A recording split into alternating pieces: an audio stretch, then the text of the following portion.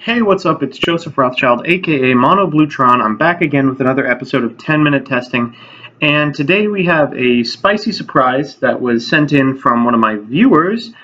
Let's jump into Deck Edit so I can show you what I'm talking about.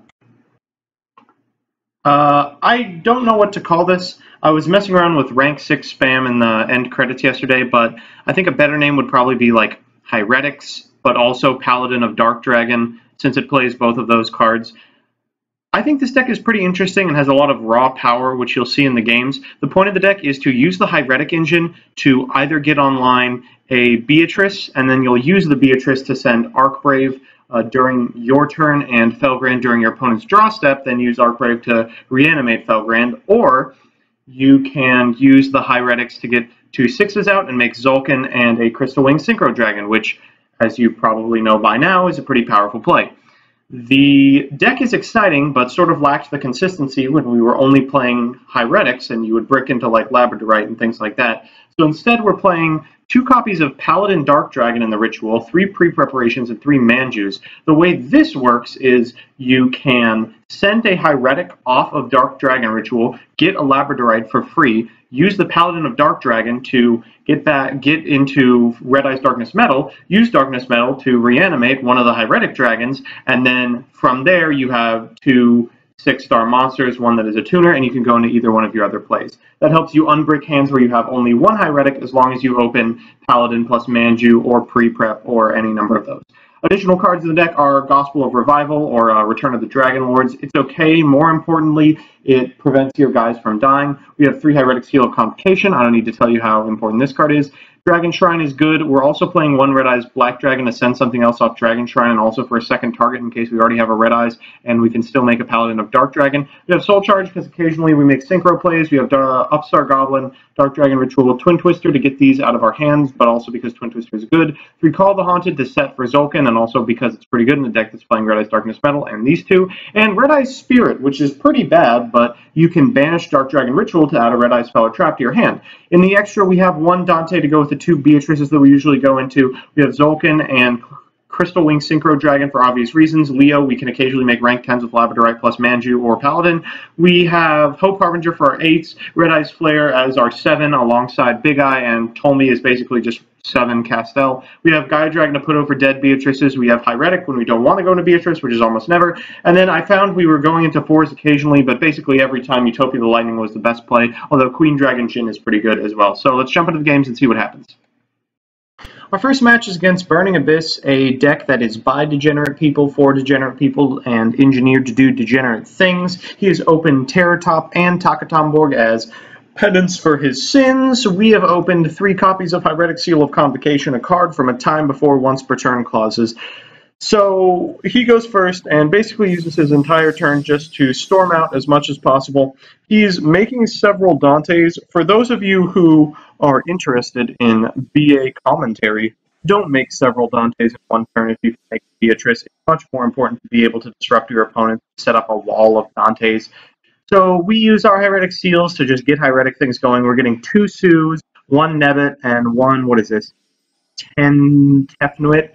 We're doing this so we can get a rank 6 and a rank 7 out. This can be Big Eye, and 6 is, of course, going to be Beatrice. Using Beatrice, we are ready to set up our Arcbrave play for next turn, and we do it during the draw step, so we get it during standby phase.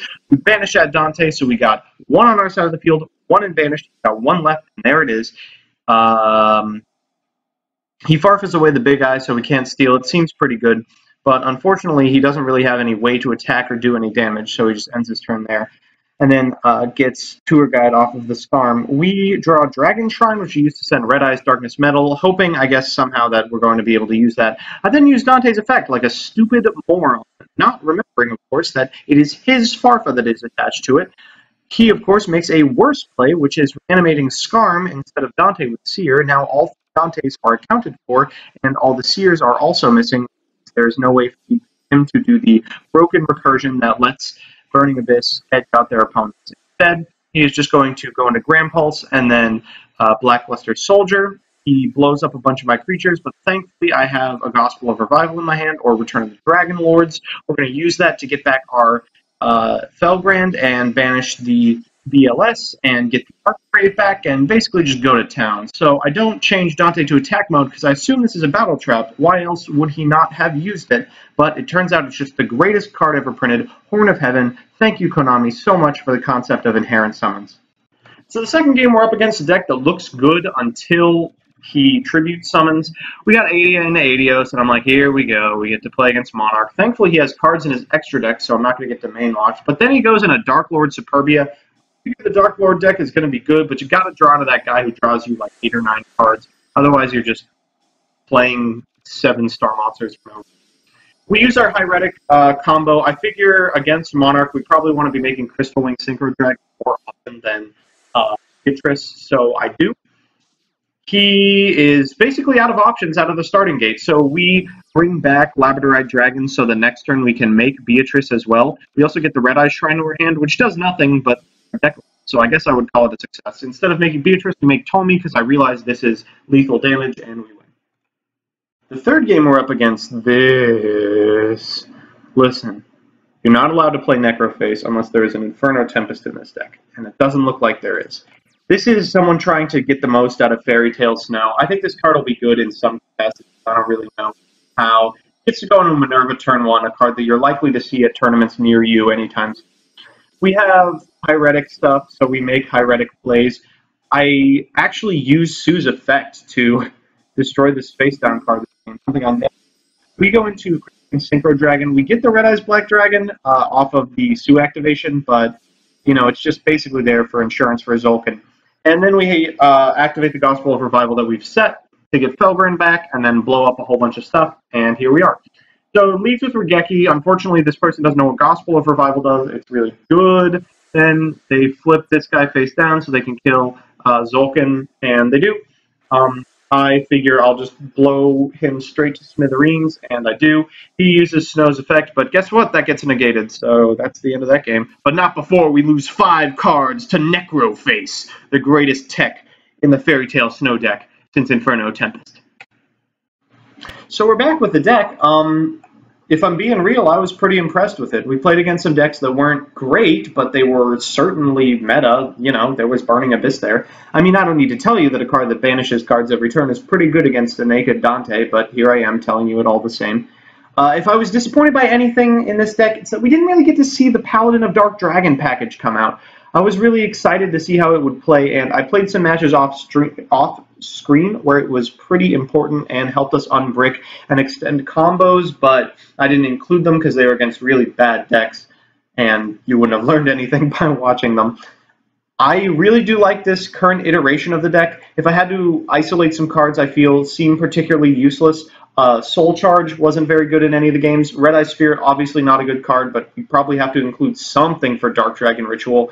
And most importantly, Nebthet is a card I would never cut a million years just because I want to be playing as many Heiretics as possible, and I think 10 is probably the magic number. We didn't have any problem finding them in any of our games, especially with the 3 Heretic seals, but I could see it happening in a different world. So that's that. I think this deck is pretty strong. Like, I would feel comfortable taking this to a regional or at the very least a local, so I may buy into it and try it out.